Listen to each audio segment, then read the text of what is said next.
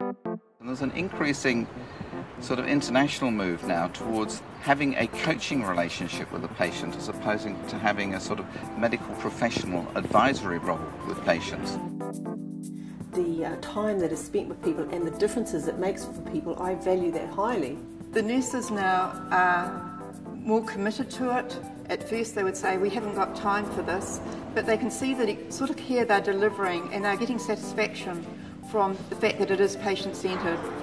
A great thing about the chronic care management programme is it actually encourages the practice to get together as a team, and by doing that we find that that's one of the key things to actually get the chronic care management programme working effectively. The potential lies there, and there are many clinics that are already doing this, for nurses actually to run the process, and whether they've entered the data or the doctor's entered the data at different times, they're the ones who can begin to act as a health coach with patients.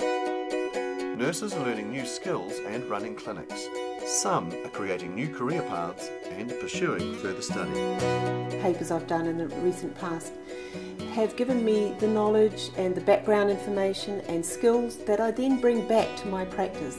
Many nurses need to realise that they can actually achieve nurse practitioner status just working in the community and working with their enrolled population. The nurse-led clinic is the thing of the future, and chronic care absolutely supports that. If we could support and empower people to manage their chronic conditions more effectively, we could reduce mortality in New Zealand substantially, improve people's quality of life, and in general we'd have a better community. This is something we've got to do. Chronic disease puts a huge burden on the health system, and unless we acknowledge that and do something about it, we're going to sink. We have an epidemic of diabetes and we are overwhelmed already. Secondary service can't cope. The hospitals are just not big enough to cope with the number of people turning up in emergency care, so we need a new way of looking at delivering health.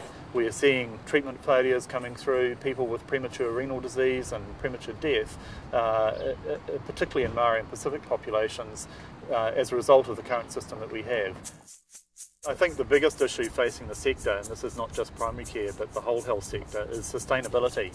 And when you look at population growth, when you look at ageing of the population, when you look at ageing of the workforce, when you look at the epidemic of obesity, we know that today's model is not going to cut it. More and more of our people are going to live longer and longer, and more of them are going to have a chronic illness, and there's just not enough of us to go around. In the future we need a healthy community and people who are being able to look after themselves.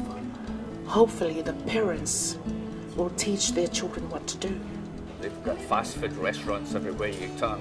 People are much less active than they've ever been before. People are younger and younger, are putting on weight and getting bigger and bigger. And with all the complexity that comes along with obesity, we have an ethical and a moral duty, I believe, to take on chronic care management head on.